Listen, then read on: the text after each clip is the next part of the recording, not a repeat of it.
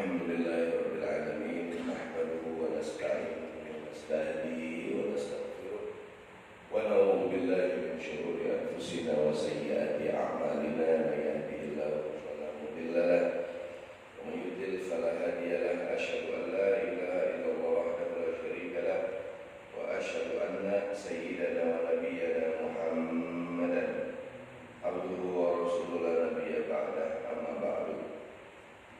Allah Ta'ala fil Qur'anil Karim a'udzu billahi minasyaitonir rajim bismillahirrahmanirrahim wa qalu subhanaka la 'ilma lana illa ma 'allamtana innaka antal 'alimul hakim qala rabbi shrah li sadri wa yassir li amri wahlul 'uqdatam min lisani yafqahu qawli Allahumma anfa'na bima 'allamtana wa 'allimna ma yanfa'una rabbana zidna ilma warzuqna fahma. Amin ya Allah ya Rabbal Alamin. Yang saya hormati dan yang saya muliakan hadirin sekalian, pengurus dan jamaah Masjid Raya Al-Ittihad rahimani wa rahimakumullah, para asatidz, para guru-guru sekalian, mudah-mudahan diberikan kesehatan, panjang umur oleh Allah Subhanahu wa taala. Hari ini tanggal 24 Rajab 23. Sedikit lagi kita masuk bulan suci Ramadan. Kira-kira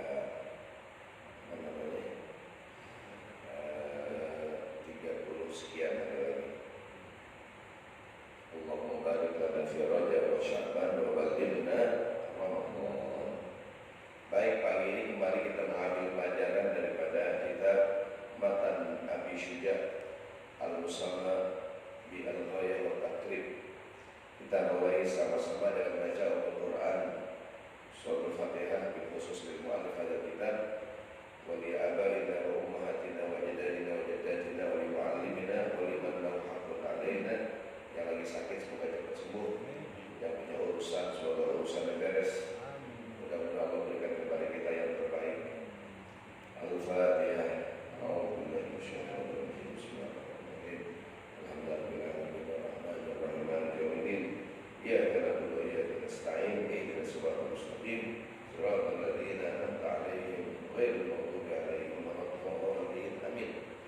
Halaman 18. Faslun fil arsalil masnunah. Halaman 18 kitab Matan Abi Syuja', fasal yang menjelaskan tentang mandi yang disunnahkan. Kan kemarin kita ngomongin mandi wajib, ya sekarang mandi sunnah. Mandi wajib adalah mandi yang harus kita laksanakan. Kita harus mandi, itu mandi wajib. Orang habis haid, habis nifas, junub, itu wajib mandi. Termasuk orang yang meninggal. Orang yang meninggal harus mandi dia, karena nggak bisa mandi sendiri, maka dimandiin. Ada nggak orang meninggal bisa mandi sendiri? Dia belum meninggal ya. Dan yang sekarang kita omongin mandi sunnah. Ntar ada juga mandi yang mubah. Mandi boleh, mandi juga boleh. Kalau ini sunnahnya mandi, artinya kalau dia mandi bagus. Faslun fil arsalil masnunah. Fasal yang menjelaskan tentang mandi yang sunnah. Sab'ata wal ightisalatul masnunah sab'ata asyara ghuslan. Mandi yang sunnah itu ada 17 jenis mandi. Banyaknya ada 17 kesempatan kita disunahkan mandi. Artinya dalam keadaan 17 keadaan ini, kalau bisa kita mandi bagus. Yang pertama, ghuslul jumu'ati. Ghuslul jumu'ah, mandi pada hari Jumat. Ghuslul jumu'ah ini mandi hari Jumat, baik laki-laki maupun perempuan. Jadi bukan cuma laki-laki doang kan yang masuk hari Jumat, perempuan juga Hari Jumat disunahkan mandi, terutama laki-laki karena mau sholat Jumat. Mana dalilnya kalau hari Jumat disunahkan mandi? Dalam sebuah hadis Rasulullah bersabda sallallahu alaihi wasallam, "Idza jaa ahadukum ilal jumu'ah falyaghtasil." Dalam riwayat lain, "Idza arada ahadukum ayyatiyal jumu'ata falyaghtasil." Kalau salah seorang di antara kita pengen sholat Jumat, mandilah, atau pengen hadir Jumatan, mandilah. Ibu-ibu perempuan boleh nggak sholat Jumat? Boleh. Kalau perempuan udah sholat Jumat, sholat zuhurnya gugur. Bagi orang laki sholat Jumat wajib mengganti zuhur. Bagi orang perempuan boleh. Mana contohnya itu kalau kita lagi umroh di Mekah dan di Madinah, jamaah umroh, jamaah haji, hari Jumat sholat ya ibu. Sholat. Kok di Indonesia ibu nggak sholat Jumat? Agak kuat katanya. Di tiada keluar. Tapi kalau ibu-ibu mau ngikut, ada tempatnya boleh nggak? Boleh. Mungkin ibu, Ustaz, saya pengen dah sholat Jumat, nggak apa-apa. Mungkin ada suaminya sholat Jumat, istrinya ngikut lah sekalian. Dan kalau dia udah sholat Jumat, udah gugur kewajibannya sholat Jumat. Cuman buat perempuan nggak ada kewajiban Jumatan. Tapi kalau mau Jumatan boleh. Di hadis lain, man tawadda'a yawmal jumu'ati fabiha wa ni'mat wa man ihtasala fal ghuslu afdal. Tetapi yang hari Jumat cuma wudu doang, fabiha wa ni'mat, bagus-bagus aja. Wa man ihtasala fal ghuslu afdal, tapi yang pengen mandi maka mandi itu lebih afdal gitu. Ustaz, saya hari Jumat kagak mandi, wudu doang, ya enggak apa-apa. Dalam bahasa Arab ada istilah fabiha wa na'imat. Artinya ya bagus-bagus saja. Fabiha, ini bagus di kalimat fabiha wa na'imat. Gini aja gitu. Seperti kemarin bulan Maulid, umat Islam yang bikin Maulid fabiha wa na'imat, bagus-bagus saja. Yang nggak bikin Maulid ya nggak apa-apa. Yang bikin Maulid jangan kata-katain yang Maulid jangan juga kata-katain jangan bikin, biasa aja gitu. Orang bikin Maulid fabiha wa na'imat, ya bagus saja gitu. Selama tidak berlebihan. Umpamanya kemalaman sampai jam 2 gitu. Ya orang mungkin terganggu gitu. Atau mungkin terlampau mengambil-ambilkan harta gitu. Tapi orang bikin Maulid bagus, berkata ceramah, silaturahim, ya kan? Ketemu guru, ketemu ulama. Tapi mungkin ada saudara kita, dia lebih milih saya kayak bikin ya apa-apa gitu. Jadi yang ngerjain fabiha wa na'imat. Kayak begini hari Jumat dia mau wudu ruangan, fabiha wa na'imat, ya udah. Tapi fal ghuslu afdal, kalau dia mandi lebih bagus. Nah ini berarti gini, apa bedanya dengan mandi sholat id habis sholat id? Kalau mandi Jumat dianggap mandi kalau mandinya habis subuh. Kalau sholat id dianggap mandi walaupun mandinya sebelum subuh. Artinya kalau bapak-bapak sebelum subuh udah mandi, ini hari Jumat nih, berarti belum dianggap mandi Jumat. Dianggap mandi Jumat kalau mandinya habis. Semakin mendekati sholat Jumat semakin bagus gitu. Kenapa hari Jumat disuruh mandi? Hari Jumat sesudah namanya jamaah yajma'u, tempat orang Islam berkumpul. Yaumul Jumat, yaumun yajma'ul muslimuna fil masjid. Hari di mana orang Islam kumpul, orang kumpul wangi gitu, bersih. Jangan hari Jumat ketemu sama saudara kita rebek banget tadi kan. Ya ada orang rebek banget sih, asam. Ya. Maka hari Jumat suruh mandi, pakai parfum, ya kan. Begitu hari Jumat lihat, wah rapi orang Islam gitu. Jadi kita ngomongin tentang budaya mandi, karena tiap negara punya budaya mandi masing-masing. Ya. Seperti di Indonesia dan juga mungkin di negara-negara Arab ya. Termasuk banyak Bukan cuma karena negara kita negara tropis, lembab, tapi juga orang Islam, kita kan orang Muslim. Dan mandi buat kita tuh terkait dengan ibadah gitu. Ya, bukan hanya masalah kebersihan badan. Mandi, wudhu, itu buat orang Islam tuh terkait dengan ibadah gitu. Maka fasilitas kamar mandi, toilet, tempat wudhu buat kita tuh fasilitas yang sangat penting gitu. Maka senangnya kita kalau negara-negara Islam, mohon maaf walaupun juga jangan cuma pipis doang ya. Kita kalau pipis gampang kan banyak masjid gitu. Coba kalau negara-negara yang susah kita tetap kayak pipis. Walaupun jangan cuma tempat pipis doang. Jadi kita kembali yang pertama, mandi yang sunnah adalah mandi pada hari Jumat. Kenapa? Karena orang Islam hari Jumat kumpul. Yang wudhu doang kan nggak apa-apa, tapi yang mandi lebih afdal. Jadi kata Nabi, man tawaddo'a yaumal jumu'ati fabiha wa na'imat. Yang cuma wudhu doang aja ya apa-apa, bagus-bagus aja. Tapi mandi tasala fal ghuslu afdal. Kalau yang mandi itu lebih afdal. Dalam Islam itu ada yang fadil, ada yang afdal. Begini utama, begini bagus, begini lebih bagus. Ambil yang afdal. Jadi bukan masalah benar apa salah, masalah ya kalau begini boleh, begini lebih afdal. Jadi kalau masalah mana yang lebih utama, masa ribut. Nah ya, kalau begini boleh, ayo apa?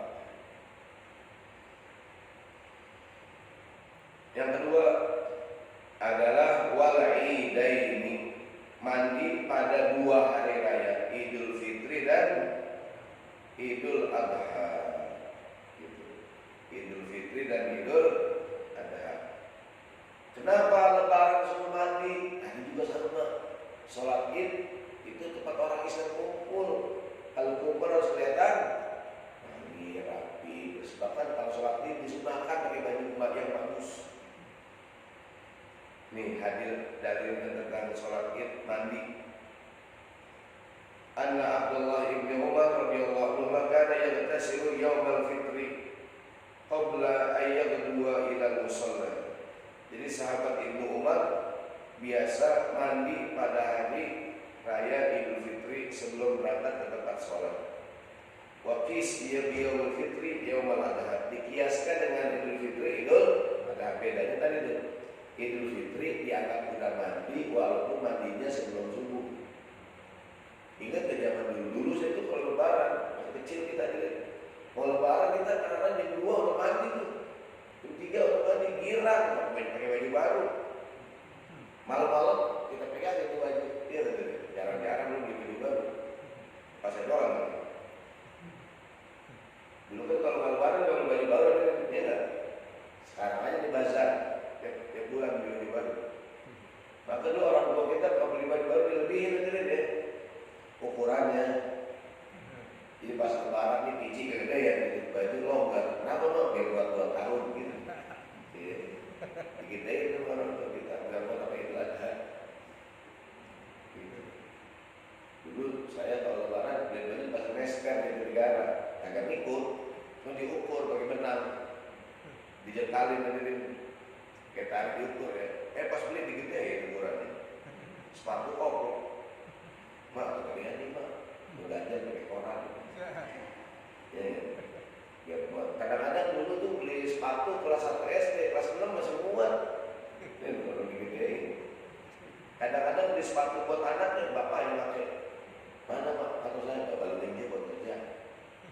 Gitu orang dulu. Dulu kan jarang-jarang beli baju, ya kan? Lebaran doang. Kalau sekarang kan karena orang tempat udah kaya dari dulu nih. Nah, jadi hari raya itu disuruh mandi, termasuk namanya pakai parfum, kuku, rambut orang Islam. Jadi kata ini dalam kitab Muwatta Imam Malik, Ibnu Umar, anaknya Umar bin Khattab, kalau Idul Fitri mandi dikiaskan dengan Idul Fitri Idul Adha. Hadirin, tadi saya bilang budaya mandi itu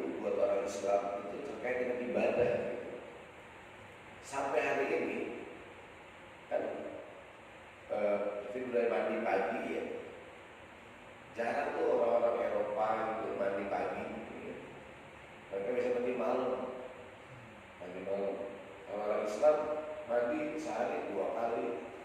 Kita di orang Indonesia lah mandi 2 kali, bukan hanya karena negara tropis ya. Karena mungkin itu mereka yang ibadah gitu. Ibadah.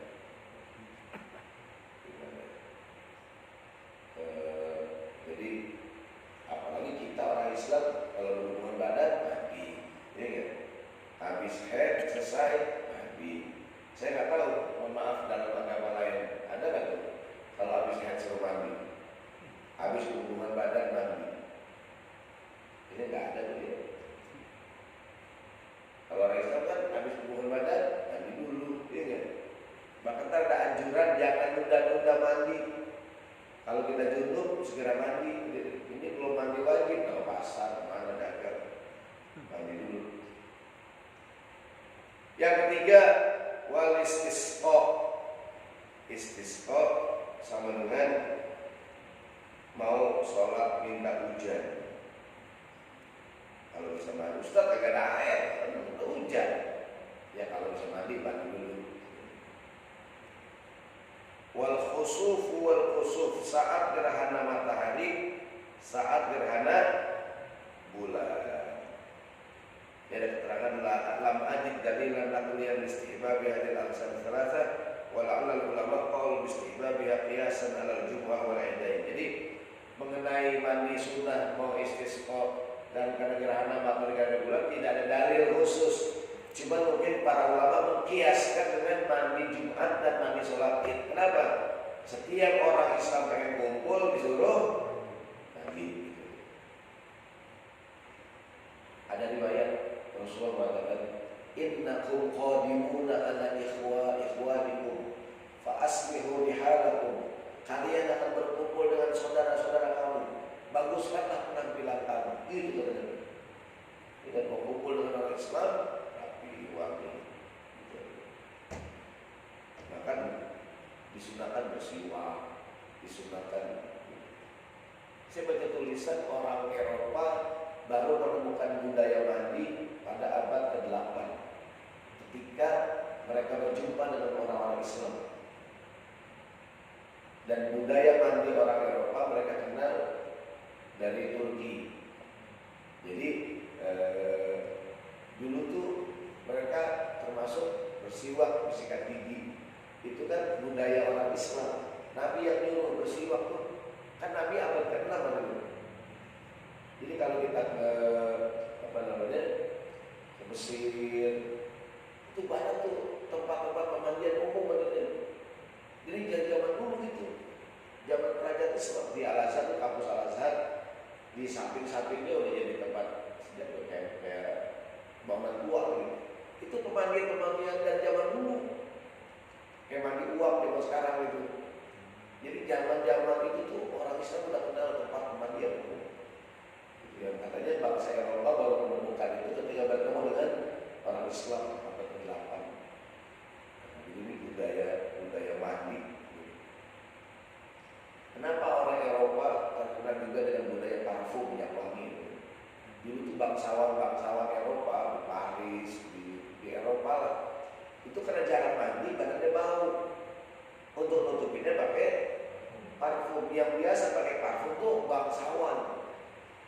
Gitu. Jadi dulu itu parfum di Eropa tuh tujuannya untuk mengurangi bau badan karena mereka nggak punya budaya mandi. Gitu. Nah sementara di orang Islam, jadi katanya itu banyak ketika bangsawan Eropa ke wilayah Islam, banyak orang-orang Islam, orang-orang kampung nggak pakai parfum tapi nggak bau badannya, ternyata punya budaya mandi. Gitu. Sementara orang Eropa tuh mengurangi bau badannya menggunakan parfum, tulisan yang saya baca mengenai. Jadi mereka baru mengenal budaya mandi, kebersihan gitu. Namun kemudian zaman berubah. Nah sekarang kita orang Islam yang kadang orang menjaga kebersihan. Tapi kalau masalah mandi, masalah wudu kita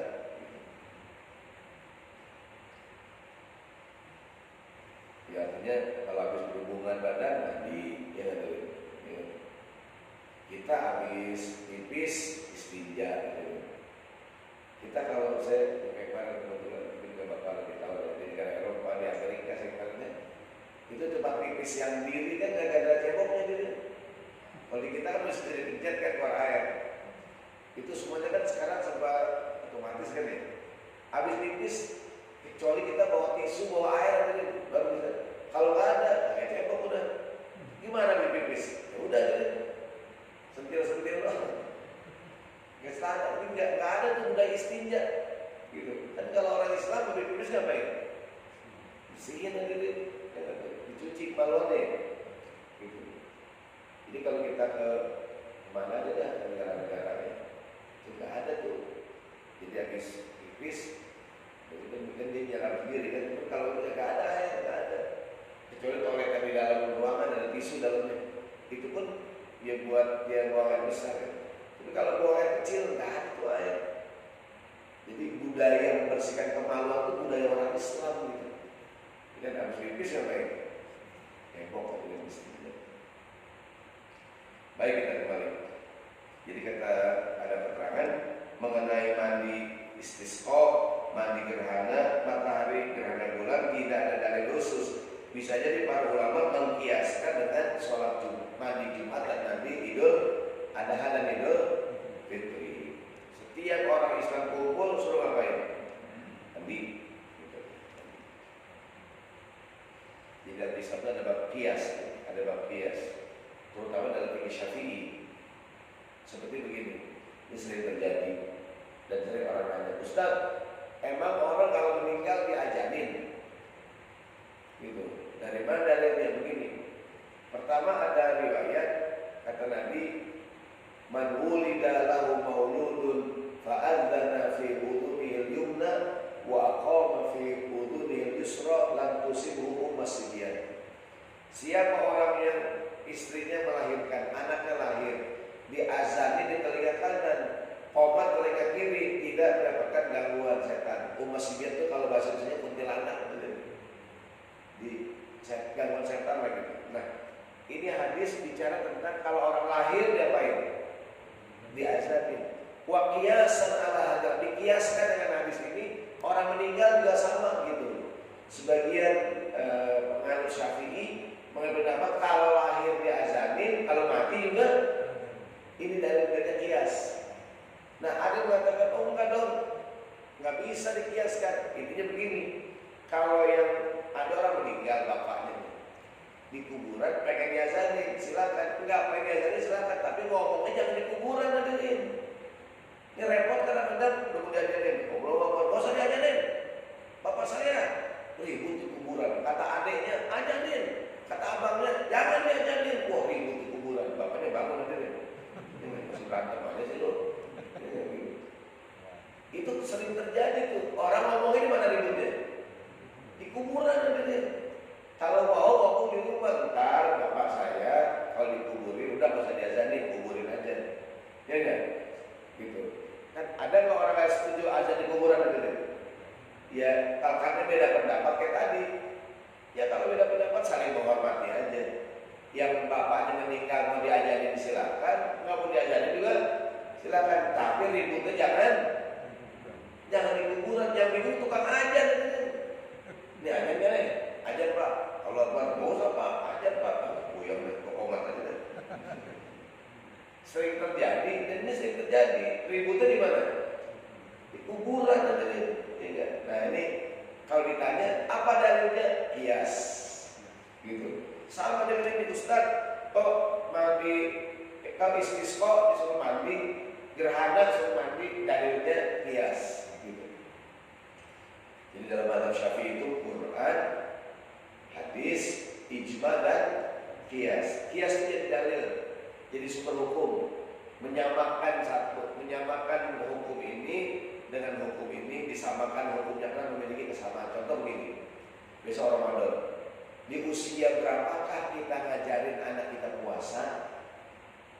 Jawabannya 7 tahun. Dari mana 7 tahun? Dari hadis Nabi, muru auladakum bis sholati inda sab'in. Suruhlah anak kamu sholat yang baik dan benar saat umurnya 7 tahun. Kalau anak kita 7 tahun udah harus bisa sholat yang baik dan benar. Ustaz, anak saya 3 tahun bayar Ustaz. Anak saya 4 tahun sholat masih bayar dari dia nggak tuh? Anak kecil gini-gini, ada nggak tuh? Ya kan, Ismail dia udah harus sholat yang baik dan benar. Bahkan umur 7 tahun udah boleh jadi imam kalau anak laki, dan sholat berjamaahnya sah dengan syarat dari hitam. Maka kalau punya anak laki, semakin cepat dihitan semakin bagus. Ustaz, besok suami saya belum pulang kerja, saya sembahyang maghrib, imamnya anak saya Pak Ustaz, umurnya 7 tahun, boleh nggak? Boleh. 7 tahun belum balik, namun usia mumayyiz. Mumayyiz bisa membedakan mana baik mana buruk. Ini hukumnya boleh, walaupun yang lebih afdol yang jadi imam siapa? Yang lebih dewasa. Yang jadi imam yang lebih dewasa. Jangan anak-anak. Tapi kalau anak-anak 7 tahun, 8 tahun jadi imam boleh nggak? Boleh. Gitu. Nah, suruh anak kamu sholat umur 7 tahun. Puasa gimana? Dikiaskan dengan hadis ini puasa juga. Gitu. Maka kalau disuruh sholat yang baik benar umur 7 tahun, puasa yang baik dan benar saat anak kita berumur 7 tahun. Ustaz, anak saya TK udah puasa, cuma kan Johor buka, ya dari asar buka, ya betul. Kalau udah 7 tahun dia harus puasa dari subuh sampai maghrib. Tapi kalau nggak kuat nggak apa-apa, namanya belum balik. Gitu. Tapi udah dibiasain. Dari mana dalilnya? Kias. Dikiaskan dengan ibadah sholat, ibadah puasa juga sama. Ngajarin anak puasa dari subuh sampai maghrib berapa tahun? 7 tahun. Kalau anak kita baru 4 tahun nggak kuat, nggak buka nggak apa-apa. Jangan anak baru 4 tahun dan lupa soal yang mati gitu. Ayah haus, kabar kan? Padahal kalau belum 7 tahun ya nggak apa-apa dia berpuasa. Ini namanya dalil kias. Nah termasuk azan di makam, termasuk ini sholat jenazah, sholat istisqa, sholat gerhana disuruh ngapain? Disuruh mandi. Apa dalilnya? Kias. Nah, nanti banyak tuh kalau di Syafi'i dikiaskan. Gitu. Walaupun tidak semua ulama mengatakan ini bisa dikiaskan. Tapi kalau ujung-ujung berbeda pendapat saling hormat.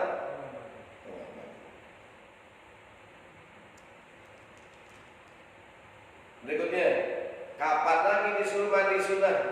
Hadirin, mandi sunnah caranya sama dengan mandi wajib. Mandi basah gitu maksudnya.